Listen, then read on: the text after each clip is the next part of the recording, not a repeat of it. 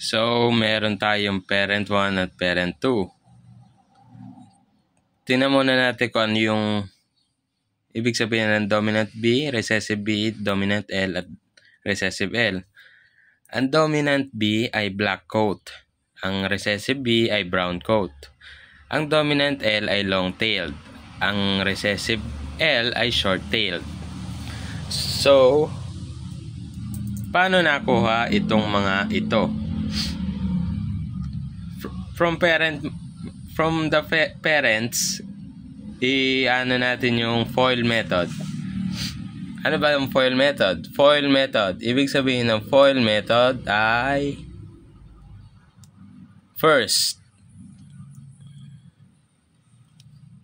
outer, inner, and then last. Yan ang FOIL method. De, paano natin gagawin dito yung sa parent material? Dito sa dalawang parent na ito, bali may dalawang parent ka, dalawang FOIL method gagawin mo. Isa dito at isa dito. Una natin, first. Ang first ay ganire. First. Then, yung dalawa na yon, sulat mo. Ito yon. Then, outer. Ito. Dalawa na yan. Then, sulat mo. Then, inner. Ito. Sulat. Then, the last. Yun. So, dahil parehas naman yung parent, parehas ng alleles, yung nandito, copy mo lang doon.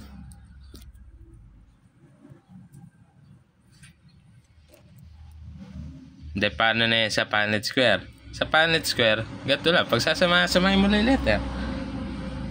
Ito, B, B, L, L. Kasi B, B, L, L.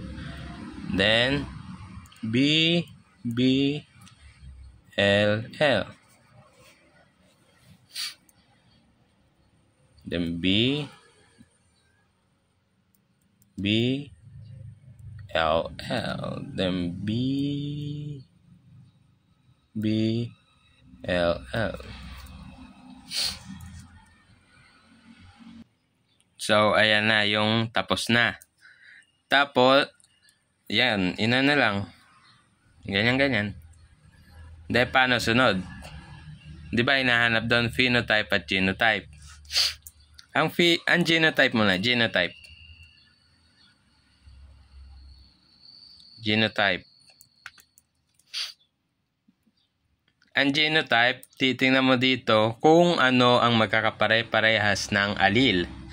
Tulad dito sa ano, itong BBLL. Yan. Yung dominant B, recessive B, tapos dalawang dominant L. Isa na yan. De 1.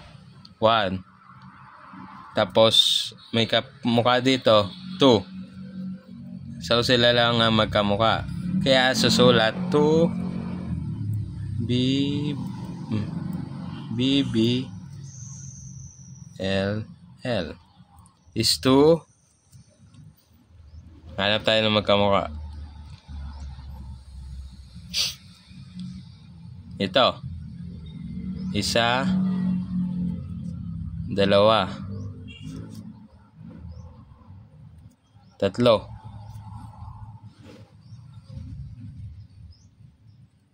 O, 3. Tapos sulat nyo lang yon. LL. Hanggang sa matapos nyo lahat. Bali, ang dapat maging total ng ratio nyo kung ilan yung alleles dito. Bali, ang alleles dito ay 1, 2, 3, 4. 1, 2, 3, 4. 4 times 4 is 16. O, 16. Dapat 16 ang mabuo nyo sa genotype. Now, 2 plus 3, 5 plus 2, 7 plus 2, 9. plus 2, 11, 12, 13, 14, 15, 16. Then, phenotype. Makikita nyo kung ano pagkakaiba mamaya ng phenotype at genotype. Ang phenotype naman, ito, mahirap ipaliwanag tayo. Ang phenotype, titingnan mo sa mga alleles kung may dominant. Titingnan mo yung dominant at recessive. Kapag sa allele ay may isang dominant, kahit isang dominant lang, halimbawa, ito, dominant B, may isang dominant B, at dito may isang dominant L. Ang makukuha niyang characteristic ay yung dominant trait, which is the black coat and the long-tailed. Ibig sabihin, ito, black coat, long-tailed. Same lang dito.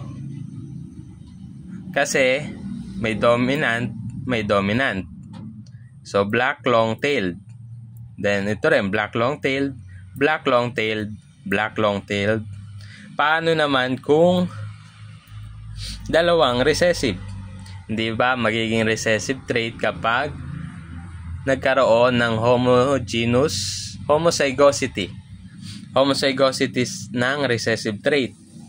So, dahil nga recessive ito, ibig sabihin yan ay brown coat. So, eto naman ay dominant, yung long-tailed. Kaya, ang ano yan, brown, long-tailed. So, sulat natin yung ratio. Ilan ang may dominant na black long-tailed? Ito, 1, 2, 3, 4, 5, 6, 7, 8, 9. So, meron tayong 9 black long-tailed.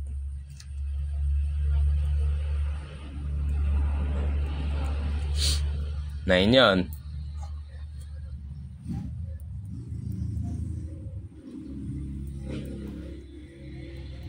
O, 9. Then, hanap naman tayo ng iba. Ito, black na may short-tailed. O, 1, 2, 3. Black short-tailed. 3 black short-tailed.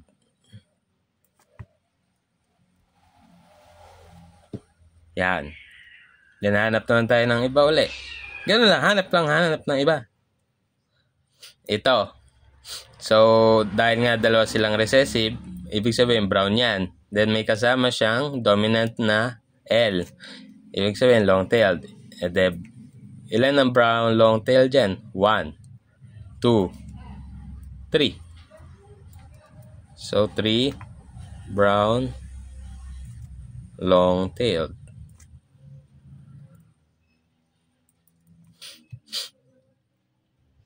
So, ilan na yan? 9, 12, 15. Ibig sabihin may kulang pang isa. Ito yon. Ano yung isa na yon?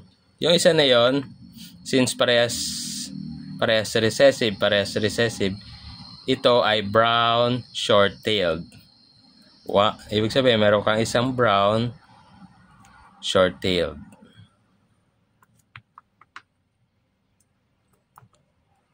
So, total niyan ay 16. Nakita nyo na yung pagkakaiba ng genotype at phenotype. Sa genotype, kapag magkakaiba-iba ang allele, iba-iba ang sa ratio yun. Ito, tulad dito, 2, 3, 2, 2, 2, 1, 1, 1, 1, 1. Pero sa phenotype, kahit magkakaiba ang alleles, basta parehas silang may dominant allele, ay parehas sila ng characteristic. Yan.